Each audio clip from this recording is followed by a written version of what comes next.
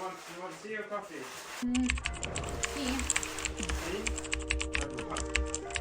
Have a cup. I feel like I'm looking up. Yeah. Leon's falling asleep.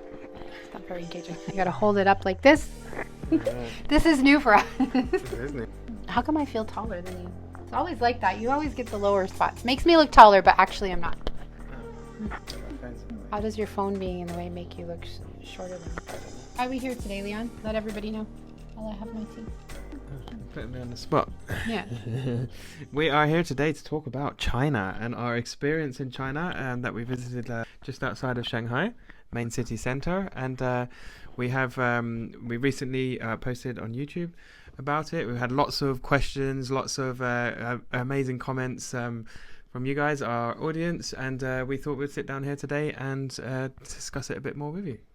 So first of all, why did we go to China? This is the big question. Why? Why did we choose China out of all the different countries that we could have been to? Why did we choose China? I think that's a really good, really the first and the best question, I think, is why did we go? We have a lot of students from China, first of all, I think is my first thought about that. We teach ESL platform and lots of students from China. We've heard a lot about the country and also a lot from our media about the country. I have to say that I also enjoy politics and geopolitics. So above and beyond anything, we went because it was my birthday. Yeah, well, we went because it was my birthday. No, I do all the planning. Specifically for that reason. Yes, it was. Yes, it was. So I will interrupt there. He's being all political and matter of fact, which is true. However, I do all of our travel plans. We didn't exactly plan for it to fall on my birthday. Yeah, it worked out that way. But we did plan to incorporate it into our kind of 2 or 3 week mad travel through Asia. So yeah, there's that too. Yeah, but that was a really nice. I thought that was a really nice bonus. I mean, we've both been intrigued for a long time. Jenna actually had been to China before, but only like airport wise. Oh yeah, I had a layover. Yeah. Had a very interesting experience there as well, right back when we first met. So you had a little bit of prior. I'd never been anywhere near to the country. We'd spent a lot of time in South Asia, so it was really nice to get up to the north and see what it was all about. Really. So today, the reason we've decided to do this video, first of all, we don't often do this kind of thing. We don't usually come on and share a lot about ourselves and talk directly like this, which is something we're going to incorporate into our videos moving forward. So I guess the ultimate thing that is on our mind and seems to be on the minds of many of our viewers is, did we make a mistake by going to China? Was it the right thing to do and the right decision? I have to say I was quite surprised by a lot of the comments in terms of there was quite a divide there. Yeah, I don't think we made a mistake at all. I don't think we've ever made a mistake going to any country we've been to, really.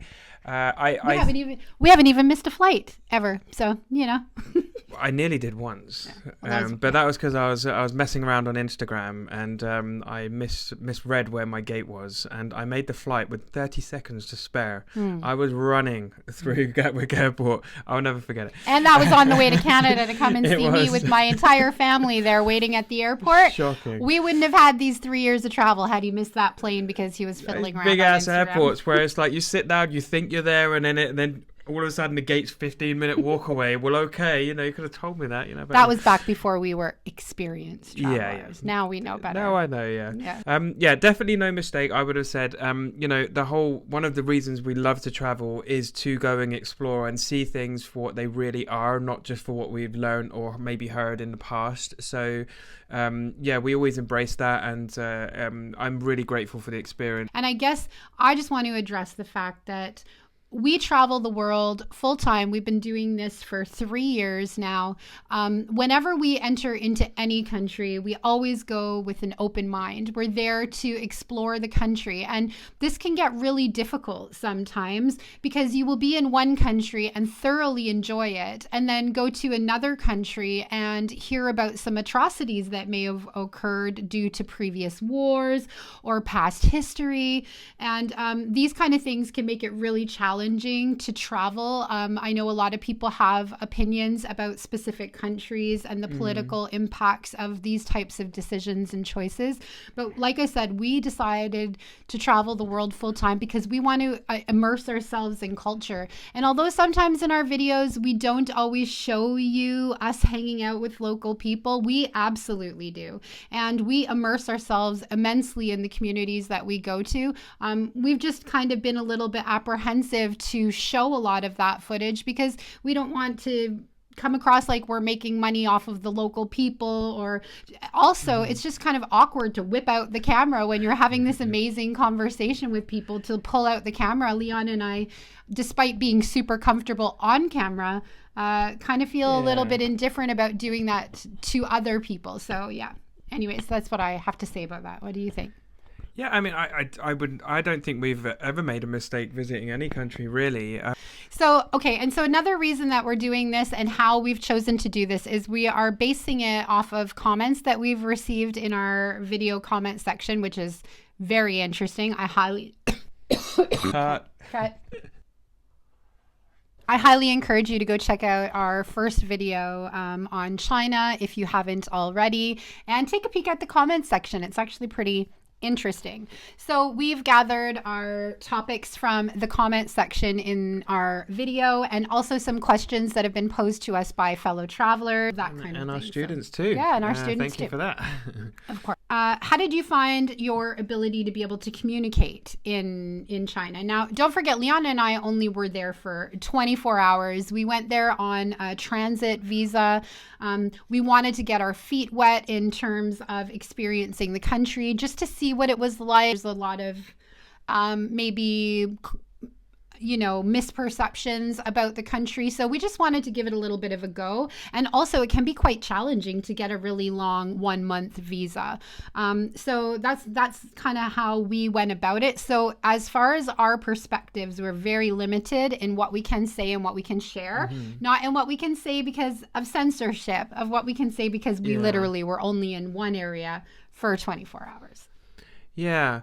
I mean, I wouldn't have said communication was difficult in the kind of the transit part of where we were getting to, and actually our hotel, the communication was fine. I mean, obviously the English was a bit more broken than ours, but we didn't have any issues there. I think we were in quite a local area, which is what we wanted to do.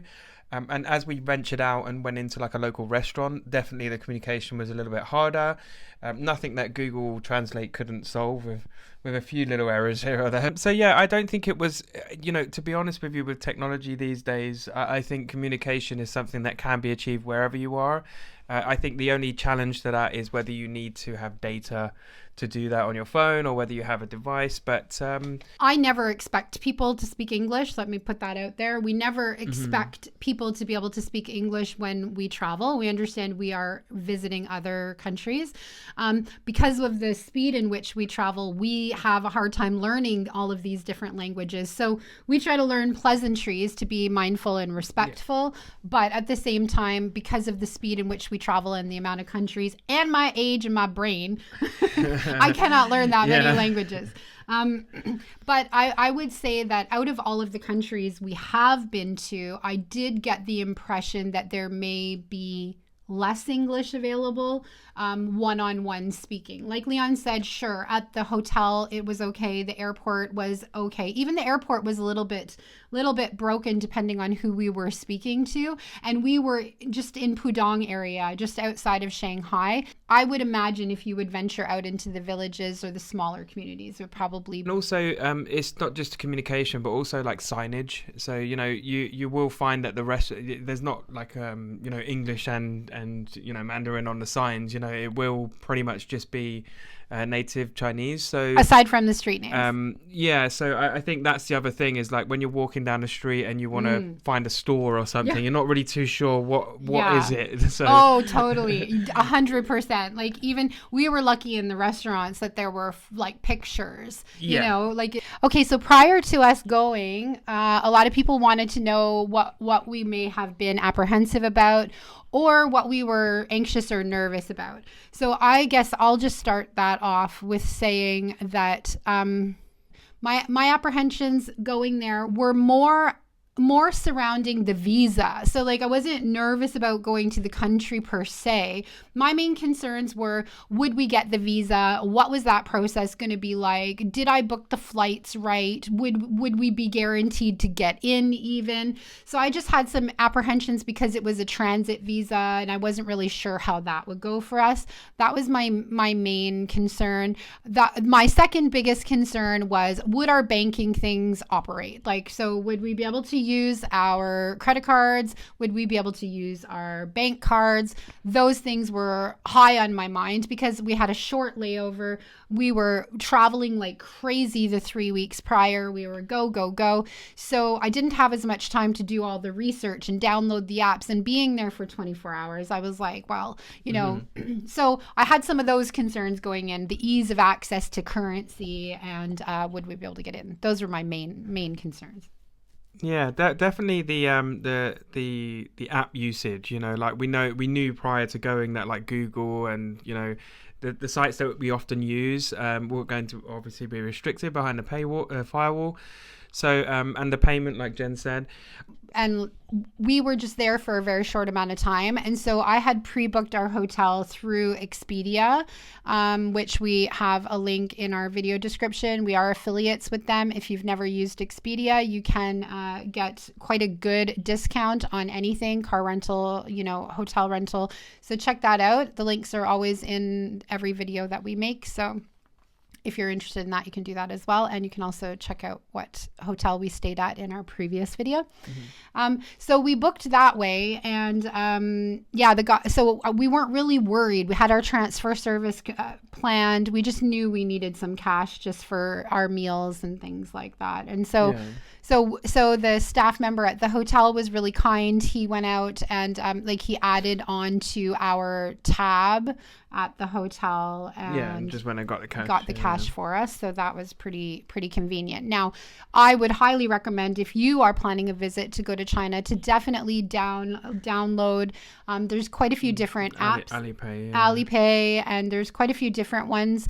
WeChat, I think you can also pay with now. Yeah. So you can download those. Definitely get yourself a VPN, but and do your research. If you're going to go to China for 5 days or longer, do your research, get your information, but it's definitely doable.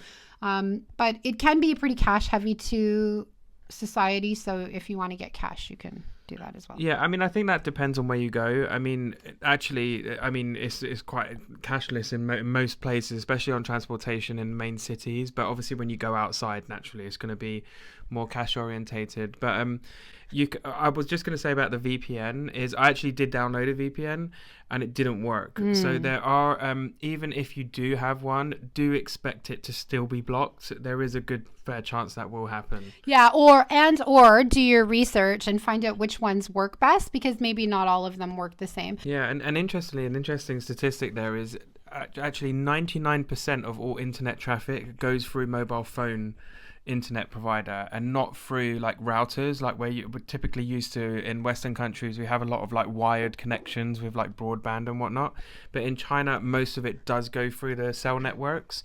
So depending on what cell network you're on can depend on what can be restricted and what isn't. Yeah, and I also read, because we travel full time, we're always traveling, we either use an eSIM, which we're going to start using now. But prior to that, because we were traveling so much, we didn't have a local provider from our home countries. So every time we would get to a new country, we would just buy a local SIM. It seems to be more affordable and more convenient for us to do that. So what I have heard through doing my research and watching other YouTube videos of other people that have traveled into the country, if you do have a local provider from your home country, such as Canada, the United States, England, wherever you may be coming, and you're just going on a holiday, I think you can do roaming and have access to your banking while also in China.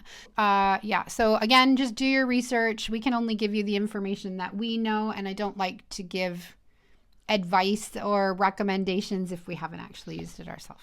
Okay, let's go to what we found the most surprising, or the most surprising about the country. So for me, I guess it's probably going to be the same story, I would say. Yes. I think Yeah, there was I know two what things. she's gonna say here. Yeah, well, there was two things. The first thing, I'll tell one story and then I'll let you tell the other, okay? All right. So I will tell. When we went to go look for some food, we went into a restaurant that looked really local, looked really delicious. We were excited to try the food. So when I got into the restaurant, Leon and I were sitting and talking, and the guy that worked there was using the translator on his phone to communicate with us, and he asked me if I was Muslim. And it kind of took me by surprise. I don't want to get too political, but we had heard that being Muslim in the country, in certain areas of the country where people were being reformed or there was different kinds of things happening. So it kind of took me by surprise, and this is another misunderstanding, I suppose.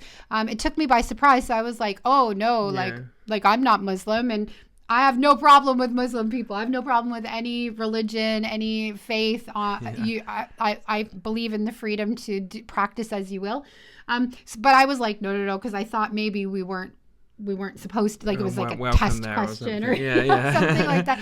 But it actually turned out we were in a halal restaurant, and he explained to me that being Muslim in that community is quite common. And so I would say that one of the things that surprised me the most was that being Muslim is acceptable and okay. And actually, some of my students have been telling me that a lot of the universities throughout China have halal specific kitchens even. So many students can access halal type of meat. Or halal type of cooking. And so that really kind of surprised me. And because also I remember back like 30 years ago when you couldn't bring a Bible into China, and that was true.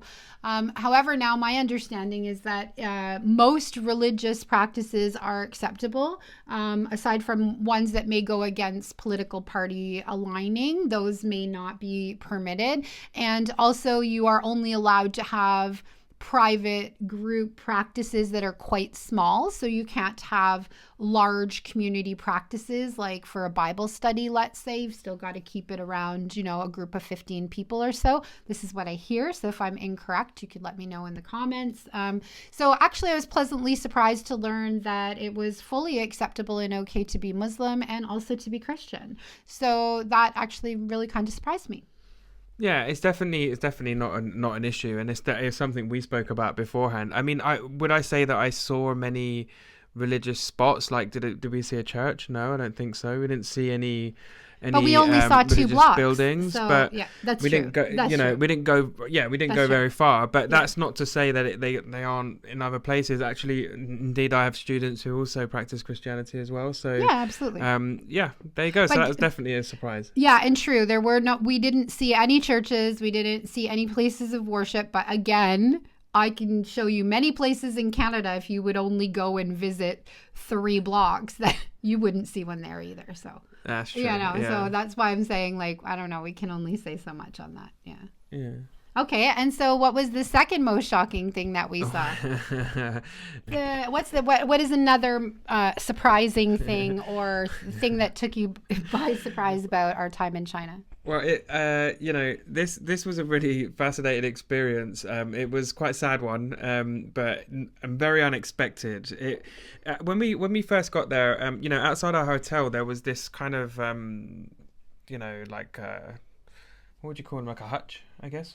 Kind of like a hutch. Yeah, It was looked. just like a I metal- thought it was like a bench. It kind of looked like a little bench, and I'll try to put a clip here. If not, go check out our second video. Yeah, the and second you'll- one. It's No, on the first sec- video. You'll see it. First Yeah. video.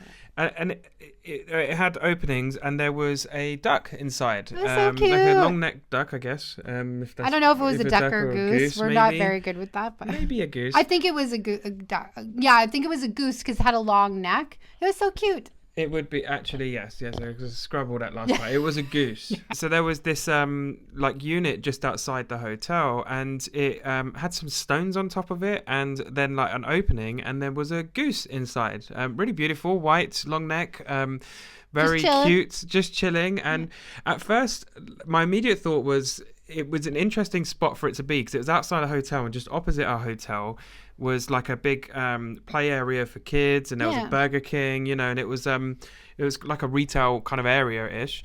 So it was an interesting place to see a goose, but really.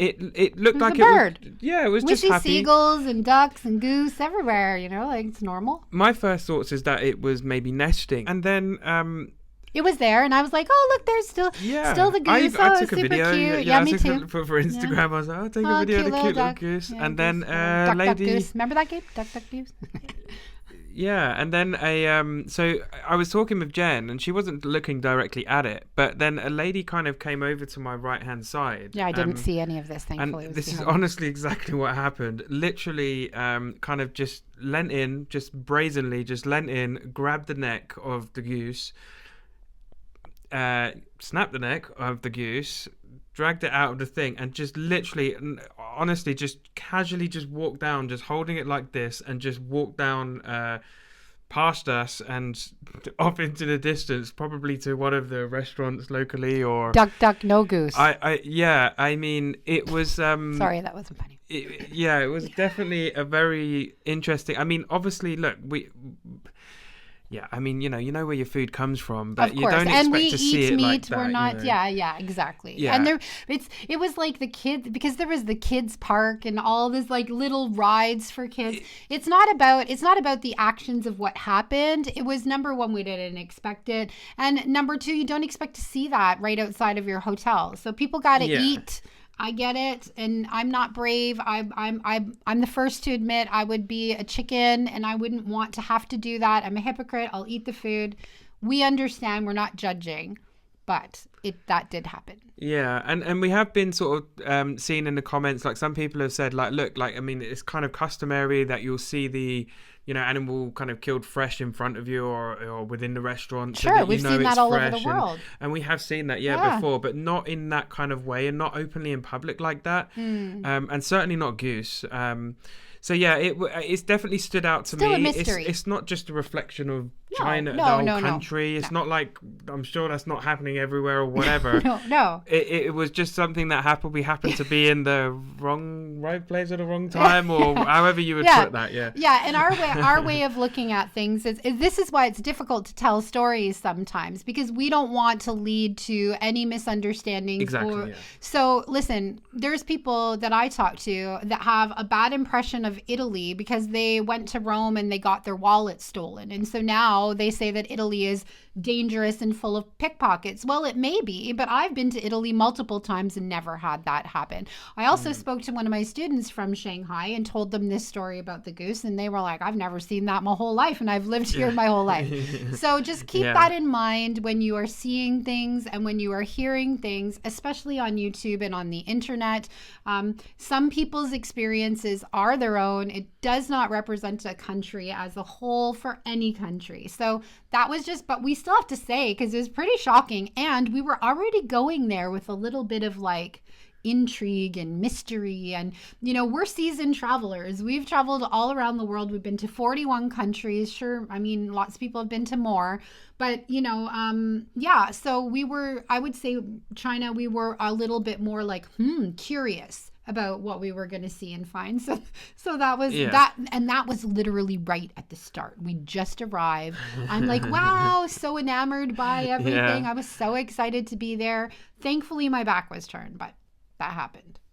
It did. And actually, if you guys, if you do live in China, and if you have seen our first video, can you go and take a look at the clip and see what we're referring to? What is that thing? Is that just like a table, or is that actually somewhere where people can store their livestock? So like maybe someone buys a duck or a goose and they have to go to work, and these are common places to keep the animal until you're finished. So if that's the case, let us know. If anything we're saying is incorrect, or or we have it wrong, please don't hesitate. Even people who have traveled to China, if you have tips about VPNs, if you have advice for us, or you know, anyone, please leave it all in the comments so that people can hear what you have to say. Okay. What about police?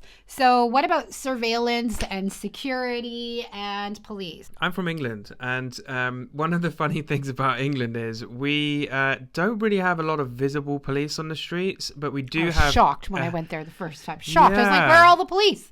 Yeah, we just don't do it because everything's on CCTV. In fact, I think there's a largest concentration of CCTV cameras in the world is actually in like London and around England. So obviously there's more quantity in China. It's a bigger country. But this was definitely something that we were thinking about before we arrived. Mainly because we do know that there is an ideological difference between what we're used to in the West as to the way that things operate in China. So and their uses, what it's used for. And, so we weren't really too sure there. Like, would we be able to film? Was we okay to just walk around at certain times, like of day, like at nighttime? Was it okay? Would we see a lot of police? Would we see a lot of cameras? I mean, I would say in the short time we were there, we did see a few cameras on poles, and we did see some police officers.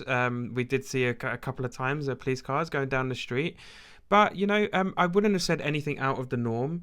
I definitely wouldn't say that we had any issues. A lot of people in the comments have said actually the police are very helpful. If we'd had any problems, we could have gone and asked them for directions or assistance, which we would do and highly advise in any country you visit. If you are in trouble, it is a good idea to go and see the police. I mean, our view was just a snapshot, but I would definitely not say that it was anything out of the norm. In fact, actually probably kind of comforting in a way that you can see that the security is taken quite seriously.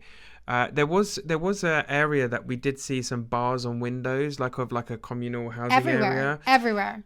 Not just somewhere. The entire blocks of houses. So if you go look at our video where we walked around, there was lots of apartment buildings, and every single block of apartment buildings had like caged windows on top. Now, I understand that older buildings, and these buildings did look older. In our countries, you can find maybe similar where they have protective barring to keep people out. I mean, we've seen this in different areas around the world. However, I mean, my first thought was that this is very much a fire hazard if you cannot unlock those and you cannot get out. I just thought fire hazard, but that was pretty interesting. And all of the neighborhoods seemed to be gated off. We did want to go stroll in and film and take a peek, or not even just film, but even just go walk through the neighborhoods for ourselves just to go see what it was like. But we couldn't really find a way to get in. They all kind of seemed to be gated off. And same with the front entrance areas to get into the apartment buildings. There was like security and stuff. However, there are many communities all around the world that are this way as well, to keep people safe and to keep people from, like us, from roaming in and just doing whatever we want. So again, too much of a short visit, not seeing enough of the country to really comment about that, but definitely. And also, I want to say, considering we were in a pretty quiet area with really not a lot going on, again, you can go see the video yourself. I did find it rather interesting that there were parking police or police around the majority of the time. There's only 2 of them, and they were strolling, but they were around. So if you see our video walking around, they were there. But again, they could have just been doing their job. They could have been just super curious because they're like, what are those 2 doing over there? Everyone's always curious when they see YouTubers and people walking around with cameras. So yeah, I'd say that. I noticed that a little. Yeah. Yeah, I don't think it was anything too out of the norm. I didn't feel any issue with it at all. Yeah. I mean, I think that some of what people have said is like, things are the same. Like, you see police in any country that you go to. It doesn't mean it's any different. But there is obviously some things we've heard about the actions of, what's deemed acceptable or not, and the integrity of things. So that obviously that made us a bit apprehensive, and but maybe for foreigners coming to our to Western countries, may also feel the same. I don't know. Yeah, and also, you have to remember that we have seen a lot in the media and heard a lot in the media, and we are highly aware of the lockdown situation that has happened in China during the pandemic and for a lot of different reasons. So in that regard, I can tell you from what I saw just in that one community that if you were told that you were not allowed to leave your premises, you would not be allowed to leave your premises. It would be very easy to keep people confined into their homes and also into their apartment blocks and also into their communities because of the surveillance, because of the fencing and all of this kind of thing. So, I mean, I'm just going to put that out there because we have to be real. There are differences between the way that China operates. And just because there are political differences between our countries, we are there for the people and the regular citizens. And that's what we like to focus on. So I just don't want to dismiss everything all the time because what you see in certain countries can be slightly different than others when you take into consideration what the governments could possibly do with or have done in the past with certain things. So, yes. Okay.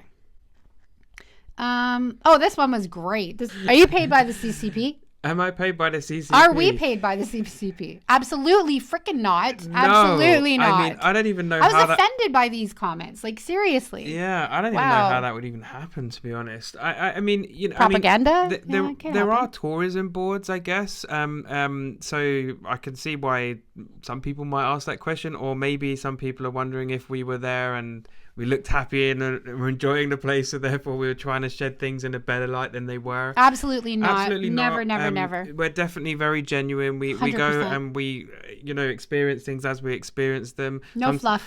Yeah, I mean, often we actually, we can wing things quite a lot as well. So always we like the surprise. Definitely not been paid by the CCP. No. It's interesting to see how many comments we had from that. And to be very clear, we never would be. So that's just a very clear thing to say. Indeed. We won't say a lot about politics, but we would not be working with what does it stand for? Chinese Communist Party. Yeah, we would definitely not be actively participating in that. We're respectful and mindful, of course, but we are not representatives of. So, no. I was like, what? Really? Yeah, it was a surprise to get that. It wasn't one of the comments we were expecting for sure. Of course, we do YouTube. So, you have to have engaging titles and thumbnails for your content and stuff. And the reason I went with the title, Did They Lie?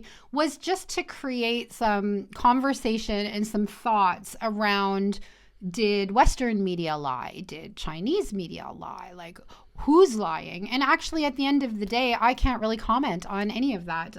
We just chose that title for those reasons, to get you to think about narratives, get you to think about media, and just to do our best to show you what we saw. We didn't go to China to start any political conversations. We obviously are pro-democracy. That's... I'm from Canada, Leon's from England, and we do support our country's ways of operating. But other than that, that's all we really have to say about the issue. My honest belief is that a lot of the sort of hype around it is actually more economical than it is actually political. Like, in the sense of, like, a lot of the rivalry that you read about in Western media, I think, is more kind of focused around the economy between the US and China. The ideological differences are there, but let's not forget, I mean, Vietnam, for example, is a communist country. We've been to Vietnam. We didn't go to Vietnam with maybe the same apprehensions, but it's not as widely spoken about. So I think it's also not as highly influenced. Like, it's not as strong or powerful. I mean, like, on the economic front of the world. Yeah, and I think that's where a lot of it comes down to. We were absolutely welcomed. When we 100%. Went through the airport, there was no funny glances, there was no special treatment or no... I mean, I did find that there was... the security was there. I mean, there was a lot of Oh like yeah. we had to fingerprint, and then we had to fill out some forms, and then the process was quite long. But you know what? I mean, that happens in some countries, and some it doesn't, some it does. But we definitely didn't feel any different. And I think the thing is, aside from all of the political things or the things you read in the media, the people are absolutely the most important part of anything. And every single person we spoke to was welcoming, kind, and did not treat us any differently. In fact, we're intrigued by, I guess. Yeah, for sure. Highlighted. And like, so another thing is, in regards to being able to film, Leon mentioned that earlier. I think it's a pretty open for that. Actually, we were pleasantly surprised to know that. However, again, going back to what I said earlier, Leon and I am very apprehensive to whip out the camera in front of local experiences. If I'm sitting down having a great conversation with someone, I don't want to grab my camera and film that and show that to you guys. Not because I don't want to show you what it's like to be in the country, but it's because I just value the conversation, and I personally have a hard time doing that. But we do that a lot. You know, it is what we do. It's one of the main reasons that we travel. So if you do sometimes see on our channel that things are more edited and we don't share that as much, it's just for those reasons. We just want to be respectful and mindful of the beautiful conversations that we do have with people. And we're trying to work on it. Like, we understand that you as a viewer might be interested in seeing that, and we're trying to find the balance between where we're comfortable filming. As for the pollution levels, I just want to address that, because a lot of people were saying, oh wow, the sky was so blue, and it was. But we were staying in the Pudong area, just outside of Shanghai, not too far from the airport, and also not too far from the water. So we were not inland. We were not, central mainland China. So again, we cannot comment on the levels of pollution throughout the entire country. We saw barely a water drop in a bucket of the country. So yeah. Well, actually, in the last decade or so, China's done a huge amount of work Absolutely. on in their main cities. on their main cities. Yeah, like a lot of the factories have been moved to a certain district, sort of more in one specific area. The name just has gone out of my mind of where it is, but my students have told me. And also, virtually all of the vehicles were electric. Quiet, non-polluting. Quiet. We almost got run over by things. It was so quiet. We were so surprised. That's true. Yeah. That was that. We should have said that in our most surprised thing. Yeah, for sure. The electrification of vehicles, and also in China they do have a system whereby if you have an electric vehicle or a gas or petrol vehicle, you can only drive on certain days as well. So I'm pretty sure they've got like a number plate system. I think maybe it's color coded, and you can only drive on certain days. So they really do encourage the use of public transport, especially obviously in the major cities where the train systems are some of the best in the world, actually. So a lot of work's been done on public transport. A lot of work's been done on getting vehicles off the road. So from that point of view, yeah, I mean, considering we went through burning season in Thailand, which was probably one of the most polluted experiences I've ever known, going to China, it was something that I remember seeing years and years ago. I used to remember seeing on the news, the smoggy skies, everyone's wearing masks. So I guess we'll finish with, would we ever go back to China, or do we have any plans to go back to China? Well, my answer is yes, for sure. Definitely unfinished business in China. There's a lot. I mean, in particular, I would definitely like to explore more in other areas like Xi'an. The Terracotta Army, Great Wall of China has been on my bucket list like forever. So there's a lot more that I would like to see destination wise. But I would definitely like to get stuck into more of the, if possible, more of the outer city experience. Absolutely. I mean, I would like to get on one of the, the famous trains, and do that kind of thing. But I want to experience more, meet more people, definitely have a bit more time. 24 hours was definitely not enough for me. Oh, yeah. Normally, we would have gone right into Shanghai. Even though we're not big fans of going to cities, we like nature and the country and more local experiences, even though cities are also local experiences. We would have definitely done that, but we were really tired. It was my birthday and I wanted to have a specific kind of experience. Yeah. So So I would say 100% we're going back to China. We can't wait to go back to China. On my end, I have been fascinated with China since I was a young girl. I would put China on my top 4 bucket list destinations in my life. I have loved Kung Fu. I cannot wait to go experience the Shaolin temples and learn about the Shaolin monks. There are, like, we both love history. I absolutely love ancient history, and you kind of can't go too more ancient than in China. Yeah, So it's true. I'm super excited to go around the country, explore those places, and we're definitely going to be back, and we will probably be back sooner rather than later. Yeah. Yeah. But that said, currently, because we're going to wind this video down now, we were there in November. My birthday was on November 5th. So thank you everyone for the birthday wishes. It was nice to be reminded of that time. We are currently in England right now. We spent 3 months in Canada visiting my family. We'll be in England for 3 months. We have a bunch of videos coming your way. We took a break from YouTube because we were just needed some downtime. We have some videos coming up in Singapore, in Japan, in Malaysia, and Cambodia. And Cambodia was one of the first countries that we went to when we were in Asia and Southeast Asia, and it just touched my heart. And I am very excited to get that series out for you guys, even though it's a little bit old now. It's just really special, and I've really needed to take some time on how I wanted to present that for you all. We will have a short stop in Europe. We will be going to Germany a little bit this summer, so we'll be getting some content there, and then we will be making our way back out to Southeast Asia. Yeah, we're not can't going to wait. say where, or Asia in general. Cannot wait. Yeah. I would like to say, I mean, it's been really nice coming back. I mean, we spent 12 months in Asia. We spent the whole of 2023 there, and we went to 12 different countries, and it was a really fascinating experience. And probably, the real highlights of our travel have come from countries in Asia, China being one of them, even just for such a short time. So, we've come back. We wanted to see family. We had some business to take care of. We had lots to do back in our home countries. But I'm really, really excited to get back to Asia. We have missed it. We needed the break. The culture shock is one thing, but then the culture change can also be another thing. If you spend too long in one place, it almost felt like we needed to come back home and just feel a little bit of those home comforts. But I'm really excited to go back.